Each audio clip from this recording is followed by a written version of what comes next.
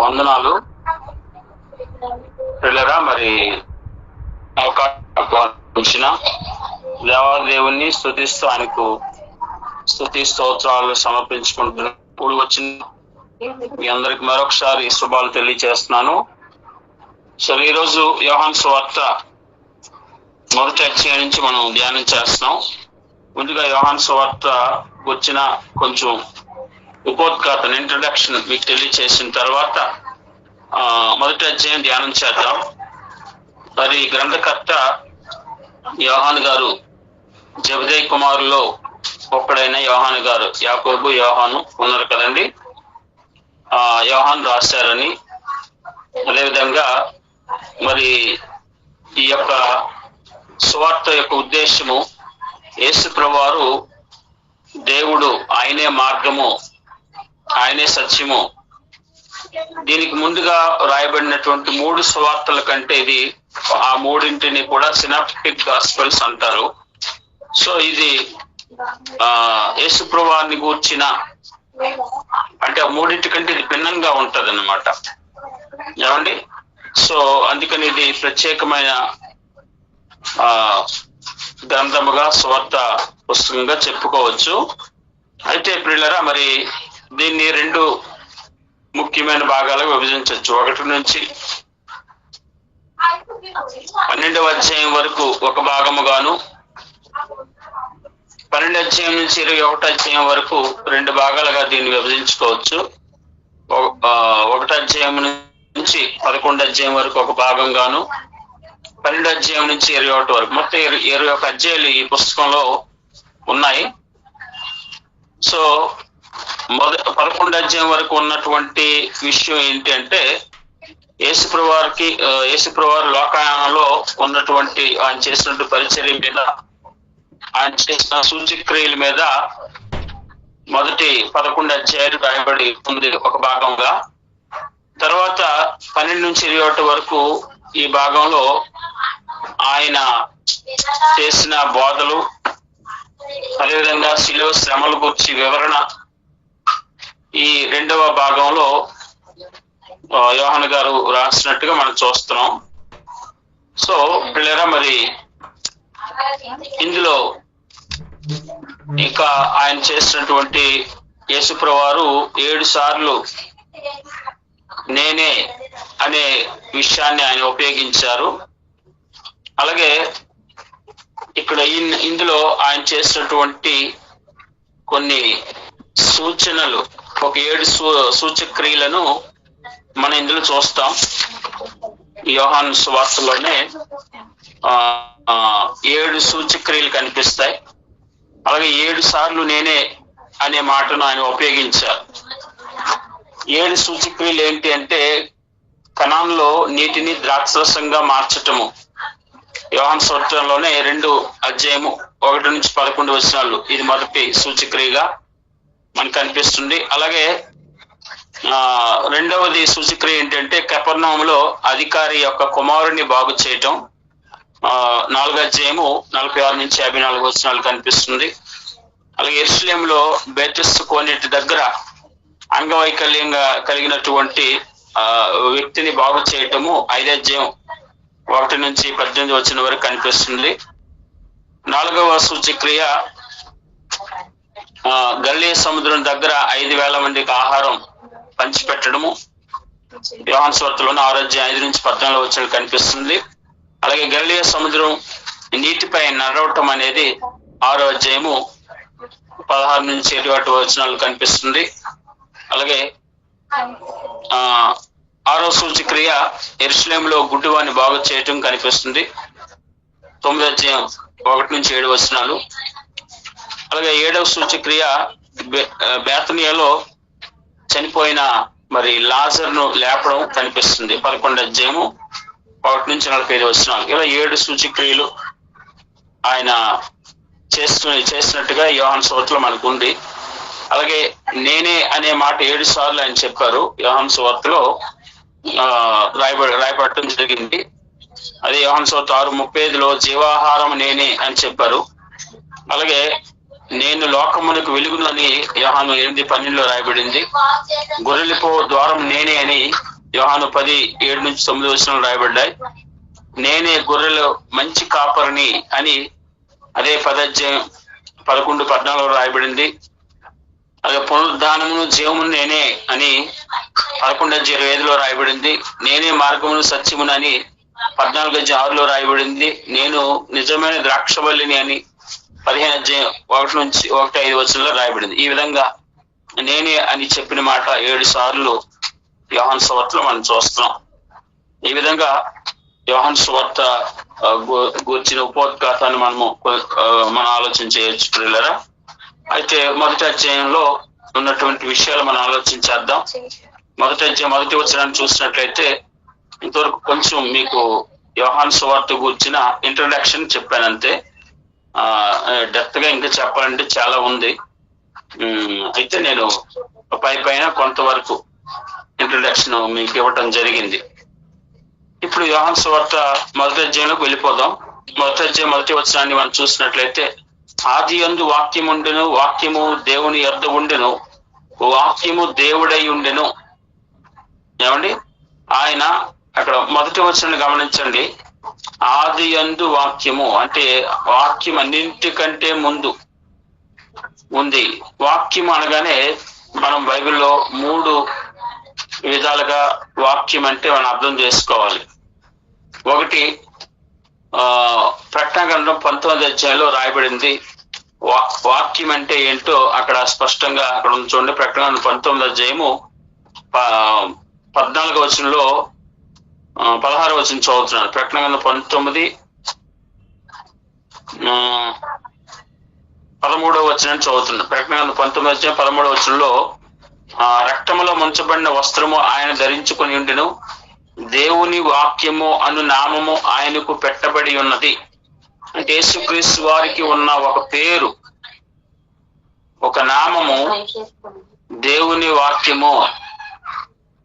దేవుని వాక్యము అనే పేరు ఎవరిదంటే యేసుక్రీస్తు వారికి ఉన్న దేవుని వాక్యం, ఆయన నామం. ఏమండి, దేవుని వాక్యమే. ఇంకా 2వ అర్థం అంటే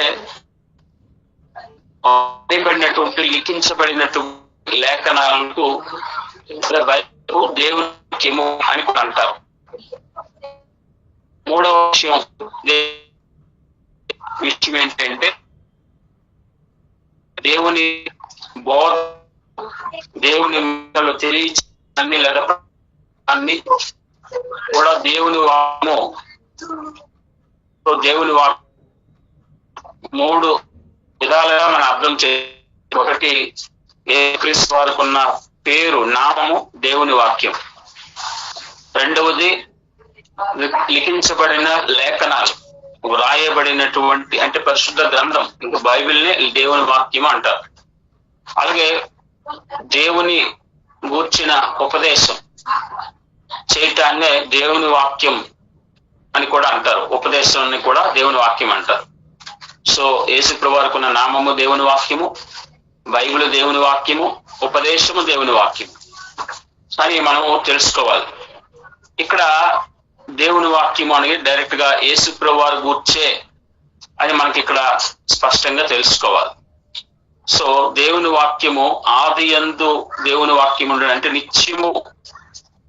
లోగోస్ అనే పదం గ్రీక్ లో ఉపయోగించబడింది. అంటే నిత్య వాక్కు, నిత్యము ఉండే ఈ వాక్కు అంటే డైరెక్ట్ గా ఇది యేసు ప్రభువారి గురించి చెప్పబడిన మాట అన్నమాట. సో లోగోస్ అంటే నిత్య వాక్కు. సో గ్రీక్ లో లోగోస్ అనే పదం ఇక్కడ వాడబడింది అనమాట. కనుక ఆయన నిత్యము ఉన్నవాడు, ఏమండి అనే విషయం స్పష్టంగా ఇక్కడ ఈ వాక్యం అనే పదం బట్టి మనం అర్థం చేసుకోవాలి. సో ఈ వాక్యమే ప్రపంచమును కలిగించింది. ఒకసారి చూడండి. హెబ్రీలకు రాసినటువంటి పత్రిక, హెబ్రీ పత్రిక 11వ అధ్యాయము, హెబ్రీలకు రాసిన పత్రిక 11వ అధ్యాయంలో చూసినట్లయితే 3వ వచనం, హెబ్రీ పత్రిక 11వ అధ్యాయం 3వ వచనం, దీన్ని బట్టి పెద్దలు సాక్ష్యం పొందిరి, ప్రపంచములు దేవుని వాక్యం వలన నిర్మాణమైనవనియు, ప్రపంచములు దేవుని వాక్యం వలన నిర్మాణం అయ్యాయి. ప్రపంచములన్నీ కూడా ఎలా నిర్మించబడ్డాయి అంటే దేవుని వాక్యం వలన నిర్మించబడ్డాయి. ఏమంటే నిర్మించబడటం, ఏదైనా మన ఇల్లు నిర్మించబడింది అంటే ఎలాగా రకరకాల వస్తువులతో నిర్మించబడింది అని చెప్తాం కదా.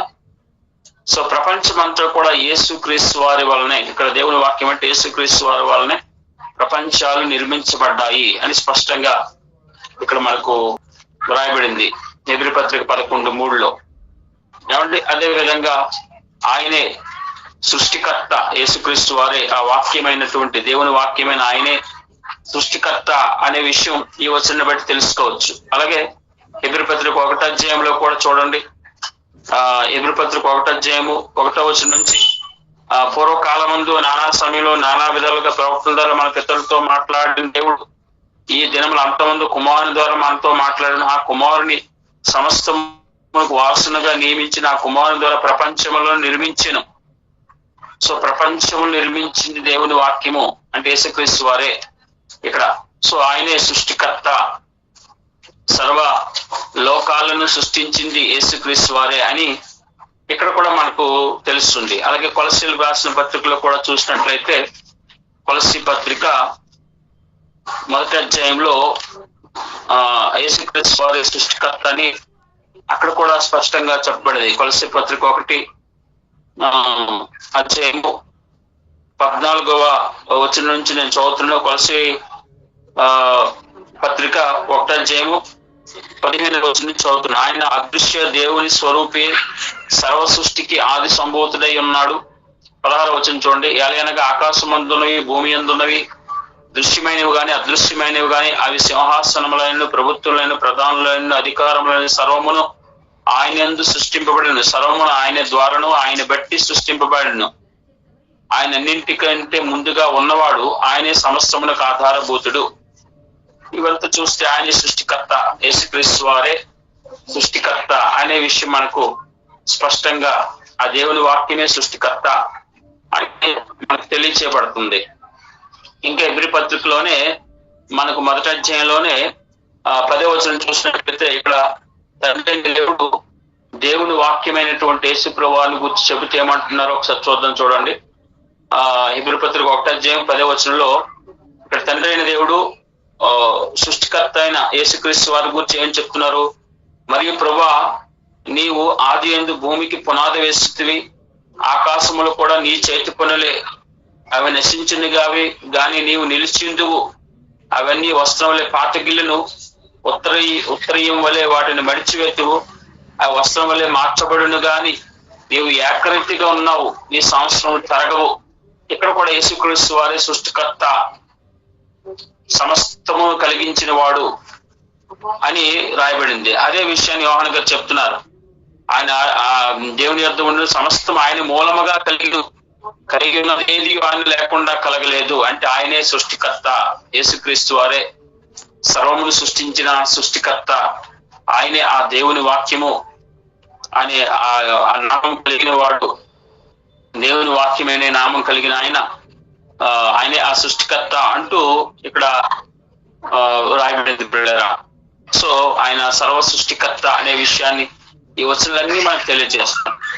ఇంకా దేవుని వాక్యం ఎంత గొప్పదంటే పాత నిబంధనలో ఒకసారి కీర్తన 138లో చూడండి, దేవుని వాక్యము ఎంత గొప్పదో అక్కడ మాట రాయబడింది. కీర్తన 138 అధ్యాయము 2వ వచనం చూద్దాం. కీర్తన 138 అధ్యాయంలో 2వ వచనంలో రాయబడినటువంటి కీర్తన 138:2లో రాయబడిన మాట చూసినట్లయితే, నీ పరిశుద్ధాలయము తట్టు నేను నమస్కారం చేయుచున్నాను, నీ నామం అంతటి కంటే నీవిచ్చిన వాక్యమును నీవు గొప్ప చేసి ఉన్నావు. అంటే దేవుడు నామంతటి కంటే నీవిచ్చిన వాక్యము గొప్ప చేసి, అంటే ఇక్కడ యేసుక్రీస్తు వారు గొప్పవారు అని ఇక్కడ చెప్పబడింది. కనుక పిల్లరా, అంత గొప్పవాడుగా యేసుక్రీస్తు వారు నామం అంతటి కంటే గొప్పవాడు అన్నట్టుగా, అంటే ఇక్కడ తత్వం కనిపిస్తుంది అన్నమాట. అంటే ఒక సందర్భంలో యేసుప్రభు వారు ఏమంటారు, నా తండ్రి నాకంటే గొప్పవాడు అన్నారు. అలాగే ఇక్కడ ఈ కీర్తన 138:2 ఏముంది, యెహోవా నామంతటి కంటే ఆయన ఏం చేశాడు, ఆ వాక్యాన్ని గొప్ప చేశాడట. అంటే ఇక్కడ ఎవరు గొప్ప అనేది కాదు, అంటే ఆ యొక్క తత్వం, దేవునిలో తత్వం ఉంది, ఆయన ముగ్గురు వ్యక్తులుగా కనిపిస్తున్నాడు అనే విషయం మనకు అర్థమవుతుంది. కనుక పిల్లరా, యోహాను సువార్త 1వ అధ్యాయంలో ఆ వాక్యముగా ఒక వ్యక్తిగా, దేవుని వాక్యమైన నామం కలిగిన ఒక వ్యక్తిగా ఆయన ఉన్నాడు అనే విషయం మనకి ఇక్కడ తెలుసుకోవాలి. అలాగే 4వ వచనం చూస్తే, ఆయనలో జీవం ఉండెను, ఆ జీవం మనుషులకు వెలుగై ఉండెను. యేసుప్రభు చెప్పారు కదా, నేనే జీవము అని యోహాను సువార్త 14:6లో రాయబడింది. సో యేసుక్రీస్తు వారే జీవము. ఇంకా అపోస్తుల కార్యంలో ఉందొక మాట, మీరు జీవాధిపతిని చంపితిరి అంటే జీవాధిపతి ఎవరు? యేసుక్రీస్తు వారు. ఆయనే జీవము, సమస్త మానవాళికి జీవం ఇచ్చిన వాడు ఆయనే, సర్వ సృష్టికి జీవం ఇచ్చిన వాడు యేసుక్రీస్తు వారే. సో ఆయన జీవము, ఆయనలో జీవం ఉండెను, ఆ జీవం మనుషులకు వెలుగై ఉండెను. 5వ వచనం, ఆ వెలుగు చీకటిలో ప్రకాశించున్నది గాని చీకటి దానిని గ్రహింపకుండెను. ఆ వెలుగు ఏమండి, ఆ వెలుగు ఎవరు? యేసుక్రీస్తు వారు. ఆ వెలుగు లోకంలో ప్రకాశించుచున్నది, చీకటిలో ప్రకాశిస్తూ చీకటి దాన్ని గ్రహించినదిగా ఉంది. అంటే ప్రియులారా, మనుషులలో యేసుక్రీస్తు వారు ఒక మానవునిగా వచ్చి అనేక విషయాలు తెలియజేశారు, అనేక మాటలు తెలియజేశారు, అనేక గొప్ప అద్భుతాలను ఆయన వారి కళ్ళ ముందు చేసినప్పటికీ వారి పాప స్వభావాన్ని బట్టి, వారి కఠిన హృదయాన్ని బట్టి, వారి స్వార్థమును బట్టి ఆ సృష్టికర్త అయినటువంటి, జీవమైనటువంటి, నిజమైన వెలుగైనటువంటి ఆయన్ని తెలుసుకోలేని వారుగా ఉన్నారు అని రాయబడుతుంది. 6వ వచనం చూసినట్లయితే, దేవుని యొద్ద నుండి పంపబడిన ఒక మనుషుడు ఉండెను, అతని పేరు యోహాను. ఇంకా ఏ యోహాను గురించి రాయబడిందంటే, బాప్తిస్మా ఇచ్చే యోహాను గురించి 6వ వచనంలో ఉంది. సో బాప్తిస్మా ఇచ్చే యోహాను గురించి ఉందని మనకి 19వ వచనం నుంచి ఆయన బాప్తిస్మా ఇచ్చే యోహాను యేసు వారి గురించి సాక్ష్యం ఇస్తున్నారని రాయబడుతుంది. అలాగే అతని పేరు యోహాను, అతని మూలముగా అందరూ విశ్వసించినట్లు అతడు ఆ వెలుగుని గురించి సాక్ష్యం ఇచ్చేటకు సాక్షిగా వచ్చెను. సో ఆ బాప్తిస్మా ఇచ్చే యోహాను గారు వెలుగుని గూర్చి సాక్ష్యం ఇవ్వటానికి వచ్చారు అని చెప్పబడింది. తర్వాత అతడు ఆ వెలుగు కానీ ఆ వెలుగుని గూర్చి సాక్ష్యం ఇచ్చేటకు వచ్చెను, నిజమైన వెలుగు ఉండెను వచ్చి లోకం ఆయన్ను కలిగి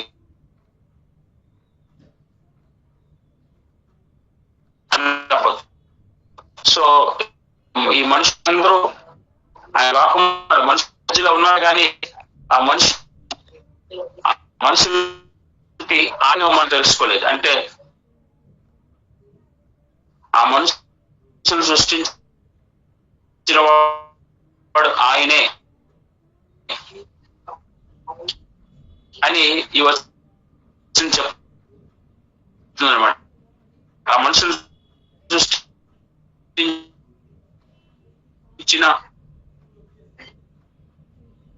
ఆయన మనుషుల మధ్యకు వచ్చాడు. మనుషులను సృష్టించిన ఆయన మనుషుల మధ్యకు వచ్చిన మనుషులు ఆయన్ను తెలుసుకోలేదు. కనుక పిల్లరా,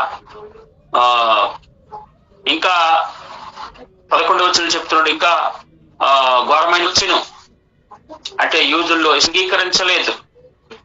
తన ప్రజలుగా ఇశ్రాయేలీయులు ఎంత క్రూరులుగా, ఏమంటే ఎంత ఆయనకి వ్యతిరేకులుగా ప్రవర్తిస్తున్నారు ఇంకా తెలుసుకోవట్లేదు. అలాగే ఇశ్రాయేల్ కోసం ప్రార్థన చేయడం నేను చెప్పట్లేదు, కానీ ఇశ్రాయేల్ ఎప్పటికీ ఇంకా 98% ఇంకా అక్కడ క్రీస్తు నమ్మని వారుగా ఉన్నారు, క్రీస్తు వ్యతిరేకులుగా ఉన్నారు. ఇంకా చెప్పండి, క్రీస్తు విరోధులుగానే వారు ఉన్నారు ఇశ్రాయేలీయులు. అప్పటి నుంచి ఇప్పటి వరకు ఆయన మెస్సీగా, ఆయన సృష్టికర్తగా అంగీకరించిన వారుగా, ఆయన నిజమైన దేవుడిగా అంగీకరించలేని వారిగా ఎప్పటికీ ఇశ్రాయేలీయులు ఉన్నారు. ఏమండి, కానీ ఈరోజు చాలా మంది ఇశ్రాయేలీయులు తెగ సపోర్ట్ చేస్తుంటారు. ఇశ్రాయేల్ గురించి ఆలోచించేటప్పుడు కానీ, దేని గురించి అయినా ఆలోచించేటప్పుడు కానీ, వాక్యాన్ని ఎప్పుడైనా వ్యాఖ్యానించేటప్పుడు అన్ని కోణాల్లో ఆలోచన చేయాలి, అన్ని కోణాల్లో మనం సపోర్ట్ చేయాలి. ఏమండి, ఆ యూదులు ఎలాంటి వారు అని పౌలు గారు చెప్తున్నారు చూడండి. ఇశ్రాయేల్ ఎలాంటి వారట? తెస్సలోనికీయులకు రాసినటువంటి మొదటి పత్రికలో, తెస్సలోనికీయులకు రాసినటువంటి మొదటి పత్రిక 2వ అధ్యాయము, మొదటి తెస్సలోనికీయుల పత్రిక 2వ అధ్యాయం 15వ వచనంలో, ఆ యూదులు తమ పాపములు ఎల్లప్పుడూ సంపూర్తి చేయుటకై ప్రభువైన యేసును ప్రవక్తలను చంపి మమ్మల్ని హింసించి అన్ని జనులు రక్షణ పొందుటకై వారితో మేము మాట్లాడకుండా మమ్మల్ని ఆటంకపరచుచు దేవునికి ఇష్టలు కానివారును మనుషులందరికీ విరోధులనై ఉన్నారు. దేవుని ఉగ్రత తుదమట్టు వారి మీదకి వచ్చెను. ఇక్కడ ఆ ఇశ్రాయేలు గురించి, యూదుల గురించి చెప్తున్నాడు. వారు ఎలా ఉన్నారంటే, యేసు ప్రభువుని హింసించారు, మమ్మల్ని హింసించారు. మనుషులు అందరికీ దేవునికి ఇష్టలు కానివారు గాను మనుషులందరికీ విరోధులుగా ఉన్నారు. దేవునికి ఇష్టలు కానివారుగా ఉన్నారు. ఇప్పటికీ వారు అలాగే ఉన్నారు, ఇంకా మారలేదు. ఆ సృష్టికర్త వారు జన్మించినప్పటికీ, తన ప్రజలుగా వారిని ఆయన ఏర్పాటు చేసుకున్నప్పటికీ వారు ఆయన తిరస్కరిస్తూ ఉన్నారు. ఏమండి, అప్పుడు చాలా మంది క్రైస్తవులు ఇశ్రాయేల్ సపోర్ట్ చేస్తూ ఉంటారు. ఓకే, వారి కోసం ప్రార్థన చేయాలి, కానీ వారేదో ఏమండి గొప్ప పరిశుద్ధుల్లాగా, లేదంటే వారేదో క్రీస్తుని అంగీకరించేసి క్రీస్తుని ప్రకటించేస్తున్న వారిలాగా క్రైస్తవులతో సమానులుగా వారిని హెచ్చిస్తుంటారు చాలా మంది. వారు క్రీస్తుని ఇంకా అంగీకరించలేదు, వారు క్రీస్తుకు విరోధులుగా ఉన్నారు. ఆయన్ని క్రూరంగా హింసించి సిలువేసింది వారే. కనుక ప్రియులారా, ఆయన స్వకీయుల దగ్గరికి వచ్చిన వారు అంగీకరించిన వారుగా ఉన్నారు. కనుక మనము ఒక విషయాన్ని చెప్పేటప్పుడు లేదా వ్యాఖ్యానించేటప్పుడు అన్ని కోణాల్లో దృష్టిలో పెట్టుకొని చేయాలి. ఇశ్రాయేల్ గురించి మాట్లాడేటప్పుడైనా అన్ని కోణాల్లో ఆలోచన చేస్తూ వారి గురించి మాట్లాడాలి. కానీ ఏకపక్ష ధోరణిలో ఈరోజు చాలా మంది క్రైస్తవులు ఇశ్రాయేలుకు సపోర్ట్ చేస్తున్నారు. ఏకపక్ష ధోరణిలో చేయకూడదు. వాక్యము ఏ కోణంలో చెబుతుందో వారిని ఎప్పటికీ ఆయన్ని అంగీకరించిన వారుగా, దేవునికి ఇష్టలు కాని వారుగా, దేవుని ఉగ్రతను వారు చూస్తున్నారు ఇప్పుడు. ఏమండి, సో పిల్లరా, అంత క్రూరులుగా ఉన్నారు యూదులు. కాబట్టి గమనించండి, ఇశ్రాయేలుకి ఎల్లప్పుడూ ఏకపక్షంగా సపోర్ట్ చేస్తున్న వారు గమనించాలి క్రైస్తవులు. కనుక పిల్లరా, మనం అన్ని కోణాల్లో ఆలోచన చేయాలి. తర్వాత 10వ వచనం 9వ వచనం చూసినట్లయితే, అతడు వెలుగై ఉండలేదు కానీ ఆ వెలుగును గూర్చి సాక్ష్యం ఇచ్చుటకు అతడు వచ్చెను. అంటే యోహాను బాప్తిస్మం 11వ వచనం చదువుతున్నాం కదండి, 11, 12వ వచనం నుంచి, తను ఎందరు అంగీకరించారో వారందరికీ, అనగా తన నామం ముందు విశ్వాసం ఉంచిన వారికి దేవుని పిల్లలకుటకు ఆయన అధికారం అనుగ్రహించెను. ఇప్పుడు దేవుని పిల్లలంటే ఎవరు? ఇక్కడ చెప్తున్నాడు, ఇశ్రాయేలీయులు కాదు, తను అంగీకరించిన వారే దేవుని పిల్లలు అవుతారు, క్రైస్తవులు అవుతారు. దేవుని ప్రజలు ఎవరు అవుతారు? ఇశ్రాయేలీయుల. ఏమండి, ఎందరు అంగీకరించారో వారే దేవుని పిల్లలు, దేవుని ప్రజలు అవుతారు. అంతేగాని ఆయన అంగీకరించిన వారు అందరూ దేవుని ప్రజలు ఎందుకు అవుతారు? ఇశ్రాయేలీయులు అంగీకరించారు ఆయన్ని. ఎంతమంది అంగీకరించారు? అంగీకరించిన వారు అవుతారు. అంగీకరించిన వారు దేవుని ప్రజలు ఎవరు? తను ఎందరు అంగీకరించారో, ఏమంటే ఆయన ఎందుకు విశ్వాసం ఉంచిన వారే దేవుని ప్రజలు అవుతారు. ఇశ్రాయేలీయులు అందరూ దేవుని ప్రజలు ఎందుకు అవుతారు? ఆయన అంగీకరించిన వారు మాత్రం అవుతారు. కనుక పిల్లరా, వారు దేవుని వలన పుట్టిన వారే గాని రక్తం వలన, శరీర ఇచ్చ వలన పుట్టిన వారు వలన, మనసేచ్ఛ పుట్టిన వారు కారు. ఇక్కడ ఇశ్రాయేలు గురించే మాట్లాడుతున్నాడు. మరలా వారు దేవుని వలన పుట్టిన వారు, దేవుని నమ్మిన వారు, దేవుని వలన పుట్టిన వారు. అంతే తప్ప శరీరాన్ని బట్టి దేవుని పిల్లలు అయిపోరు. ఇశ్రాయేలీయులలో ఆయన పుట్టినంత మాత్రాన వారు క్రీస్తుని అంగీకరించకపోతే, ఆయన యందు విశ్వాసం ఉంచకపోతే ఆయన పిల్లలు ఎవరు, ఆయన ప్రజలు ఎవరు? అదే చెప్తున్నాడు. సరే, రక్తం వలన మాంసం వలన వారు పుట్టిన వారు కారు. ఏమండి? ఆ వాక్యము శరీరధారి కృపా సత్య సంపూర్ణుడిగా మన మధ్య నివసించును. అటువంటి ఆ వాక్యమైన దేవుడే, సర్వము కలిగించిన ఆ దేవుడే వారి మధ్య నివసించాడు. అద్వితీయ కుమారుడు, ఒకే ఒక్క కుమారుడు యేసుక్రీస్తు వారు. దేవునికి సొంత కుమారుడు, ఒకే ఒక్క కుమారుడు. చాలా మంది దేవునికి ఇంకా ఇద్దరు కుమారులు ఉన్నారు, పరిశుద్ధాత్ముడు కూడా ఒక కుమారుడే అన్నట్టు బోధిస్తారు. పరిశుద్ధాత్ముడు కూడా దేవుని కుమారుడు అని ఎక్కడ ఉంది? పరిశుద్ధాత్ముడు దేవుని కుమారుడు అని ఎక్కడ లేదు. యేసుక్రీస్తు వారికి ఒకే కుమారుడు, ఆయన యేసుక్రీస్తు. ఆయనే సొంత కుమారుడు. మనం కూడా దేవుని కుమారులమే అంటే అర్థం వేరు. యేసుక్రీస్తు వారు దేవుని కుమారుడు అంటే అర్థం వేరు. ఏమండి? కాబట్టి తేడా తెలుసుకోవాలి. సో యేసుక్రీస్తు వారు మాత్రం అద్వితీయ కుమారుడు, ఒకే ఒక్క సొంత కుమారుడు. మనం ఎవరమి? దత్తపుత్రులం. మనము యేసుక్రీస్తు లాగా సొంత పుత్రులము కాదు, దేవునికి దత్తపుత్రులు. కనుక ప్రియులారా గమనించాలి, మనము దేవుని కుమారులమే, యేసుక్రీస్తు దేవుని కుమారుడే. మనలాగా ఆయనతో సమానంగా మనం చేసుకోవటం అది జరగకూడదు, అది చేయకూడదు, అది తప్పుడు బోధ. సో యేసుక్రీస్తు వారితో సమానంగా ఏ ఒక్కరు కూడా హెచ్చించుకునే ప్రయత్నం చేయకూడదు. కనుక ప్రియులారా ఈరోజు చాలా మందితో తప్పుడు బోధకులు ఏం చేస్తారు? యేసుక్రీస్తు వారు దేవుని కుమారుడే, నేను దేవుని కుమారుడినే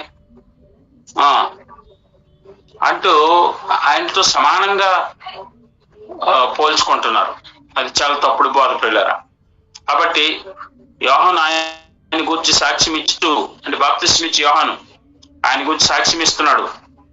నా వెనక వచ్చేవాడు నాకంటే ప్రముఖుడు గనుక ఆయన నాకంటే మొదటివాడు ఆయన అని నేను చెప్పిన వాడు ఈయనే అని ఎలుగెత్తి చెప్పాను. ఏమండి? యోహాను సాక్ష్యం ఇస్తున్నాడు, ఇదిగో నాకంటే వెనక వస్తున్నవాడు నాకంటే ప్రముఖుడు. ఆ మెస్సీ కోసం నేను మార్గం సిద్ధపరచడానికి వచ్చిన ఒక స్వరాన్ని నేను అంతే అని తను తగ్గించుకుంటున్నాడు యోహాను గారు మెస్సీ దగ్గర. ఆ ధర్మశాస్త్రం ధర్మశాస్త్రం మోసే ద్వారా అనుగ్రహించబడిను, కృపయు సత్యం యేసుక్రీస్తు ద్వారా కలిగిను. ఎవడైనా దేవుని చూడలేదు. ఏమండి? ఎవరు కూడా ఇప్పుడు కూడా దేవుని చూడలేదు. అంటే ప్రియులారా ఆయన్ను ఆత్మస్వరూపిగా, ఆయన అసలైన స్వరూపాన్ని, నిజ స్వరూపాన్ని ఏ మనిషి చూడలేదు. సో మానవుడిగా ఉన్నంత కాలం ఏ మనిషి కూడా ఆత్మస్వరూపుడిగా ఉన్నటువంటి దేవుని నిజ స్వరూపాన్ని చూడలేరు. కానీ మరి దేవుని చూశారని ఉంది కదండి? అవును, ఉంది. కానీ వారికి చూడగలిగే రీతిగా ఆయన కనిపించాడు. అదవుతుందండి. ఆయన అసలు విశ్వరూపాన్ని ఎవరు చూడలేదని దాని అర్థం. కనుక దేవుని యొక్క విశ్వరూపాన్ని ఎవరు చూడలేదు. ఆయన వారు చూడగలిగే విధంగా ఒక మానవుడిగా వచ్చాడు. ఆయన చూడగలిగే విధంగా తన మహిమను తగ్గించుకొని కనిపించాడు.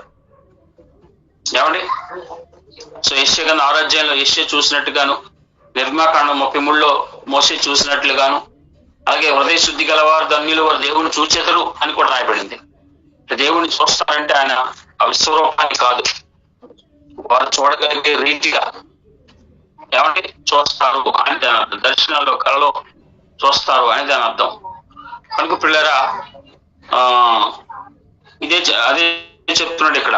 అద్వితీయ కుమారుడే ఆయనను బయలుపరిచిన అద్వితీయ కుమారుడే. అద్వితీయ కుమారుడిని చూస్తేనే దేవుడు ఎవరు అర్థమవుతుంది. యేసుక్రీస్తు వారిని విశ్వసిస్తేనే దేవుడు ఏంటో అర్థమవుతుంది. యేసుక్రీస్తు వారిని విశ్వసించకపోతే దేవుడు గురించి ఎవరు అర్థం చేసుకోలేరు. దేవుడు అంటే అర్థం అవ్వదు ఎవరికి. యేసుక్రీస్తు వారిని నమ్మితేనే అర్థమవుతారు దేవుడు ఏంటో అని చెప్తున్నాడు. 19వ వచనంలో నీవు ఎవడవని అడుగుటకు యూదులు యెరూషలేము నుండి యాజకులను లేవీలను యోహాను వద్దకు పంపినప్పుడు అతను ఇచ్చిన సాక్ష్యం ఇదే. అతడు ఎరగనక ఒప్పుకొనెను, క్రీస్తును కానని ఒప్పుకొనెను. కాగా వారు, మరి నీవెవడు, నీవు ఏలియావా అని అడగగా కాను అనెను. నీవు ఆ ప్రవక్తవా అని అడగగా కాను అనెను. మరి ఏలియావా అని అడుగుతున్నారు. బాప్తిస్మా ఇచ్చే యోహాను గారు నేను కాదు అంటున్నాడు.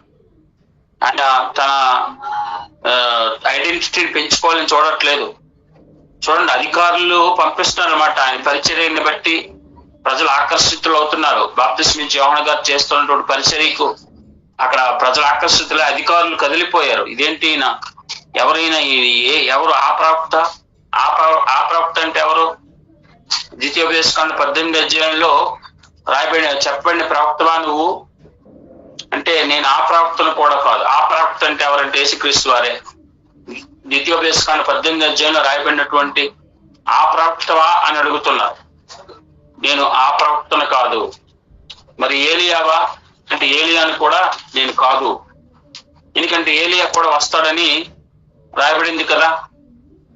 కాబట్టి ఏలియా బాప్తిస్మా ఇచ్చే యోహాను ఏలియా కాదు. ఏలియా లాంటి స్వభావం కలిగిన వాడిగా ఉన్నాడు. కనుక ప్రియులారా, ఏలియా వస్తాడంటే అవును, అది జరగబోతుందని ఏమండి యూదులు నమ్మారు. అది భవిష్యత్తులో ఉంది ఏలియా రాకడ. కనుక ప్రియులారా, ఇప్పుడు యేసుప్రభువు వారు బాప్తిస్మా ఇచ్చే యోహాను ఏలియా వంటి స్వభావం కలిగి వచ్చింది బాప్తిస్మా ఇచ్చే యోహానే అని కూడా చెప్పారు. కనుక ప్రియులారా, ఇక్కడ బాప్తిస్మా ఇచ్చే యోహాను నేను ఏలియాని కాదు అని స్పష్టంగా చెప్పారు. కనుక ప్రియులారా, ఏలియా వంటి స్వభావం కలిగిన వాడే, ఏలియా వంటి క్రియలు చేసిన వాడే అని మనం తెలుసుకోవాలి. ఆ తర్వాత ఎవరు అంటే ఆన్సర్ చెప్పాడు బాప్తిస్మా ఇచ్చే నువ్వెవరు మరి అంటే, అప్పుడు యెషయా ప్రవక్త ద్వారా చెప్పబడినట్లు యెషయా గ్రంథం 40వ అధ్యాయంలో మీరు చూస్తే అక్కడ ఉంటది. ఏమని యెషయా ప్రవక్త ఏం చెప్పాడు? ప్రభు త్రోవ సరళం చేయడి అని అరణ్యములో ఎలుగెత్తి చెప్పు ఒకని శబ్దము. అరణ్యంలో ఎలుగెత్తి చెబుతున్న ఒకని శబ్దము, ఆ యొక్క స్వరం నేనే. అరణ్యంలో ప్రభు త్రోవను సరళం చేయండి అనే ప్రకటించేటటువంటి స్వరం నేనే. ఆయన గూర్చి, ప్రభువుని గూర్చి ప్రకటించే స్వరం, మెస్సీ గూర్చి ప్రకటించే స్వరం నేను అని చెప్తున్నాడు. తర్వాత పంపబడిన వాడు పరిసయ్యులకు చెందినవారు. వారు నీవు క్రీస్తు అయినను ఏలియా అయినను ఆ ప్రవక్త అయినను కాని ఎడల ఎందుకు బాప్తిస్మా ఇచ్చున్నావని అడగగా యోహాను నేను నీళ్లలో బాప్తిస్మా ఇచ్చుచున్నాను గాని నా వెనక వచ్చి ఉన్నవాడు మీ మధ్య ఉన్నాడు, మీరు ఆయన్ను ఎరగరు. ఆయన చెప్పులు వాడును, ఇప్పటికైనా నేను యోగ్యుని కానని వారితో చెప్పిన. ఇక్కడ ఇంకా తగ్గించుకుంటున్నాడు బాప్తిస్మా ఇచ్చే యోహాను గారు. ప్రభువాన్ని గురించి తగ్గించుకుంటూ మాట్లాడుతున్నారు. ఏమని? ఇదిగో నేను ఆ స్వరాన్ని అని చెప్తూ తర్వాత ఏమన్నాడు బాప్తిస్మా ఇచ్చే యోహాను గారు? నేను చెప్పులు వారు కూడా యోగ్యుని కాదు. అయితే ఎందుకు నువ్వు బాప్తిస్మా ఇస్తున్నావు అంటే, నేను నీళ్ళలో బాప్తిస్మా ఇస్తున్నాను కానీ నా వెనక వచ్చేవాడు పరిశుద్ధాత్మలో బాప్తిస్మా ఇస్తాడు. చాలా మంది నీటి బాప్తిస్మా ఇచ్చేసి ఏమంటారు, కొంతమంది సేవకులు మేమే ఆత్మీయ తండ్రులు అయిపోయిన వాళ్ళకి మేమే వీళ్ళు రక్షించినట్టుగా బోధిస్తారు. నీళ్ళలో బాప్తిస్మా ఇచ్చినంత మాత్రం ఎవరు రక్షించబడిపోరు. ఏమంటే యేసుక్రీస్తు వారి బాప్తిస్మం ఆత్మలో అగ్నితో యేసుక్రీస్తు వారు ఎవరికైతే బాప్తిస్మం ఇస్తారో వారే నిజమైన మారు మనసు పొందినవారు. నీటిలో బాప్తిస్మం పొందిన వారు అందరూ నిజమైన మారు మనసు పొందేసినట్టు, లేదా వారు ఏదో రక్షణలోకి వెళ్ళిపోయినట్టు చాలా భావిస్తారు. అసలు బాప్తిస్మంలో మొదటి స్టెప్ నీటి బాప్తిస్మం. కనుక ప్రియులారా, బాప్తిస్మంలో స్థాయిలు ఉన్నాయి. నీటి బాప్తిస్మం, తర్వాత ఆత్మ బాప్తిస్మం, అగ్ని బాప్తిస్మం పొందుకోవాలి. ఆత్మలో బాప్తిస్మం యేసుక్రీస్తు వారు మాత్రమే ఇస్తారు. సో ఇక చెప్పాలంటే బాప్తిస్మం ఇచ్చి యోహానుకు బాప్తిస్మం ఇచ్చింది కూడా యేసుక్రీస్తు వారే అని చెప్పాలి. ఏమండి? సో ప్రియులారా, అలాంటి వాడు యేసుక్రీస్తు వారు ఆత్మలో బాప్తిస్మం ఇస్తాడు ఆయన అని ఇక్కడ బాప్తిస్మం ఇచ్చి యోహాను గారు ఆయన గురించి చెప్తున్నారు. కాబట్టి మీరు ఆయన్నే తెలుసుకోండి, ఆయన మీ మధ్య ఉన్నాడు. ఇదిగో మీ మధ్య తిరుగుతున్నాడు, ఆయన మెస్సయ్యగా, ఆయన ఆ మెస్సయ్య అని చెప్తున్నాడు అనమాట వారికి. అయినా వారు గుర్తించిన వారిగా ఉన్నారు. అంటే యేసుప్రభు వారి గురించి చెప్పాడు ఇవన్నీను. ఆ తర్వాత చూసినట్లయితే అక్కడ తగ్గించుకొని చెప్పడము, ఆ తర్వాత నేను ఆయన్ని ఎరగను గాని దేవుడు నాకు ఆయన బయలుపరిచాడు, ఆ మెస్సయ్య ఆయనే అని అప్పుడు నేను తెలుసుకోగలిగాను. అంటే బాప్తిస్మం ఇచ్చి యోహాను గారు కూడా యేసుప్రభు వారిని గురించి ముందుగా తెలుసుకోలేని వానిగా, దేవుడు బయలుపరిస్తే గాని ఎరగని వాడిగా ఉన్నాడు. కాబట్టి యేసుప్రభు వారిని ఎవరైనా తెలుసుకోవాలంటే దేవుడు బయలుపరిస్తే గాని, ఆత్మ పొందితే గాని యేసుక్రీస్తు వారి గురించి ఎవరు స్పష్టంగా ఎరగలేరు పిల్లరా.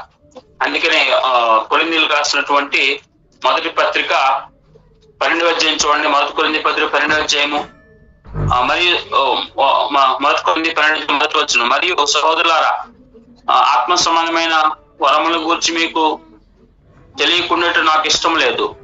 మీరు అన్యులై ఉన్నప్పుడు మీరు మోగ విగ్రహాలను ఆరాధించుటకు ఎటుపడినట్టు నడిపించబడితేరని మీకు తెలియను.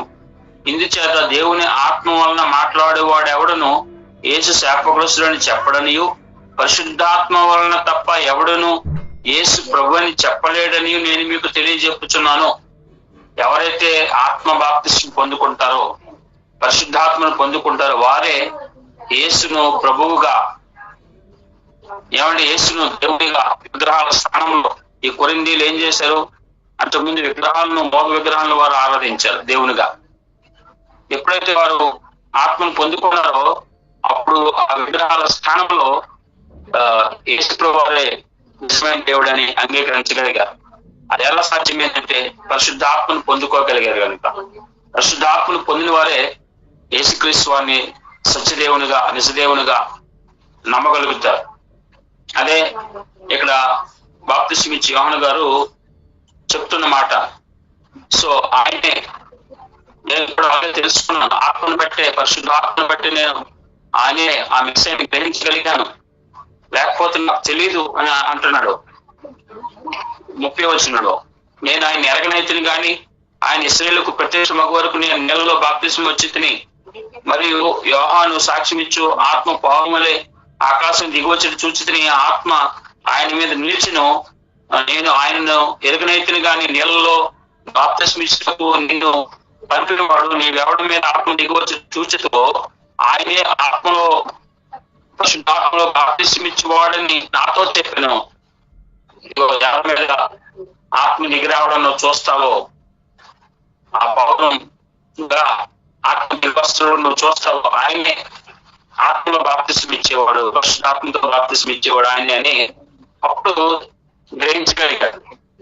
కనుక పిల్లరా, ఆ విషయాన్ని మనము ఎరగాలి. ఆయన ఆత్మలో బాప్తిస్మం ఇచ్చేవారు అనే విషయం మనం తెలుసుకున్నాం పిల్లరా.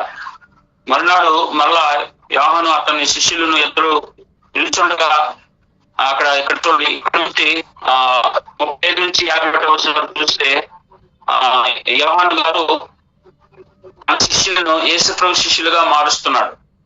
ఇగో ఆయనే గొర్రెపిల్ల, బలిపోయే గొర్రెపిల్ల, కాబట్టి ఆయన వెంబడించండి అని యోహాను గారు చెప్తున్నారు. మాట్లాడు.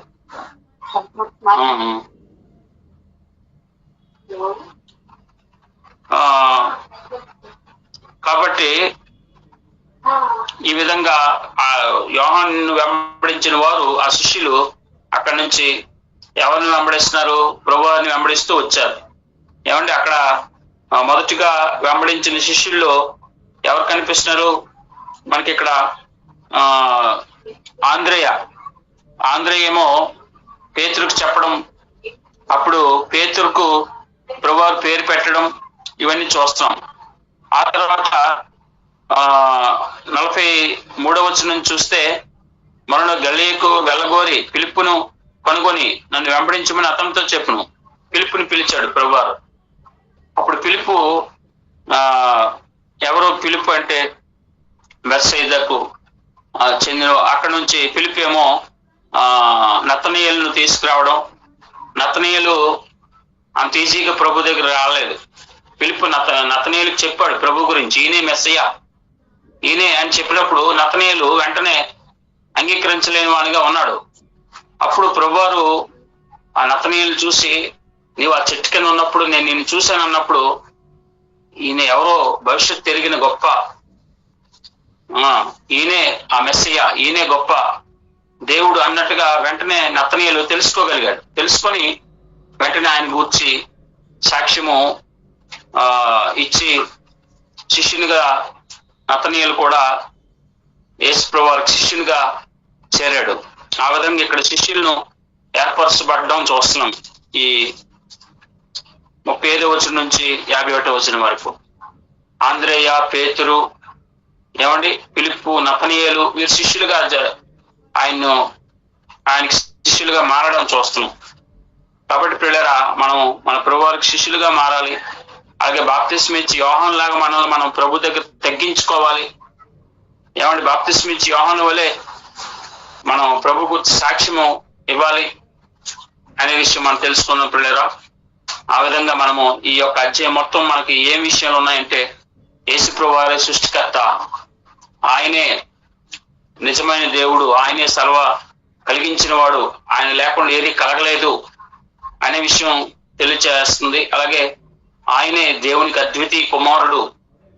ఆయన ఇశ్రాయేలును తన ప్రజలకు ఏర్పాటు చేసుకొని వారి మధ్య జన్మించినప్పటికీ వారు ఆయన్ని తిరస్కరించారు. వారు ఆయన్ని అంగీకరించిన వారుగా ఉన్నారు. వారు ఎవరైతే ఆయన అంగీకరిస్తారో వారే దేవునికి నిజమైన పిల్లలు, వారు నిజమైన దేవుని ప్రజలు అవుతారు. క్రీస్తుని అంగీకరించిన వారు దేవునికి ప్రజలు కారు. ఏమండి, అలాగే అని చెప్తూ ఆయనే అద్వితీయ కుమారుడు, ఆయనే మనకు ఒక శరీరాన్ని ధరించుకుని ఆ సృష్టికర్త అయిన ఆయనే మానవులకు మానవులు చూడలేని ఆయన మానవులు కనబడే విధంగా వచ్చాడు. మానవులు చూడలేని ఆయన మానవులు చూసే విధంగా వచ్చాడు. మానవులు మాట్లాడలేని ఆయన మాట్లాడే విధంగా వచ్చాడు అని ఈ అధ్యాయం మొత్తం తెలియజేస్తాం. అలాగే బాప్తిస్మం ఇచ్చి యోహాను సాక్ష్యము, ఆయన ఏ విధంగా ప్రభు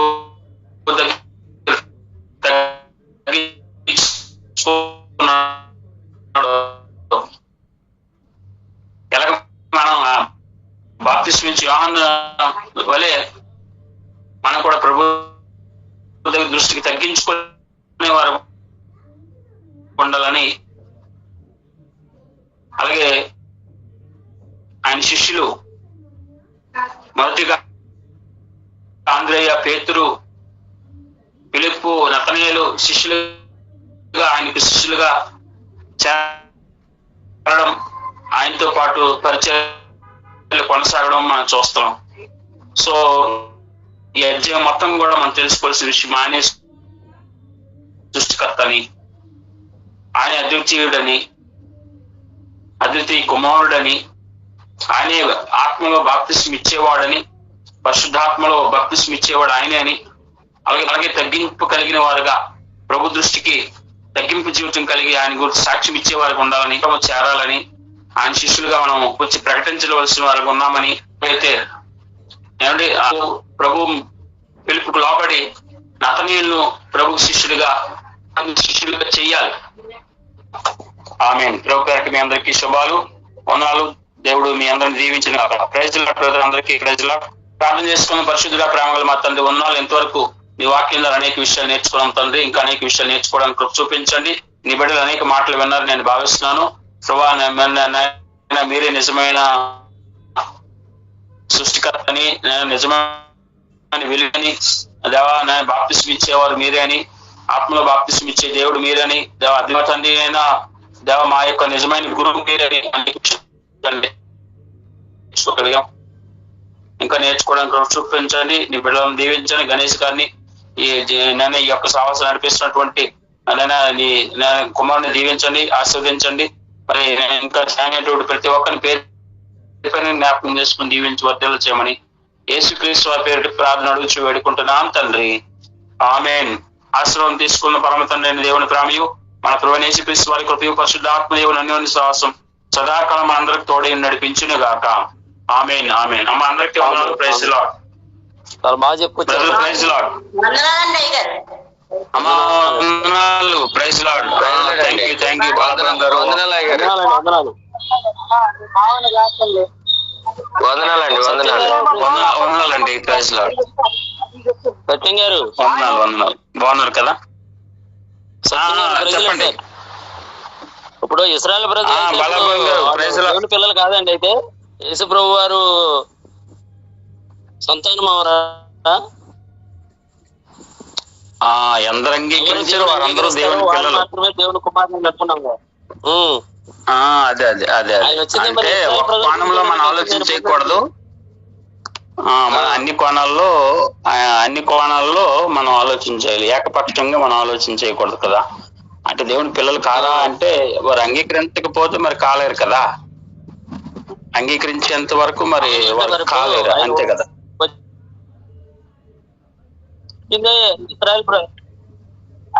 ఆయన వచ్చిందే ఇశ్రాయేల్ ప్రజల గురించి వచ్చానన్నారు కదా. ఇశ్రాయేల్ గురించి వచ్చారు, సర్వలోకం గురించి కూడా వచ్చారు కదా. బ్రదరు చెప్పండి. హలో, సర్వలోకం గురించి కూడా వచ్చారు. చెప్పండి, వినపడుతుంది.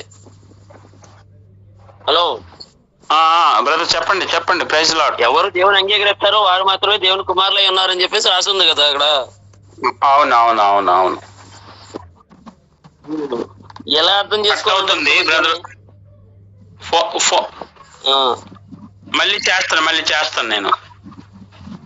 ఓకే. వాయిస్ రావట్లే, కట్ అవుతుంది. ఓకే.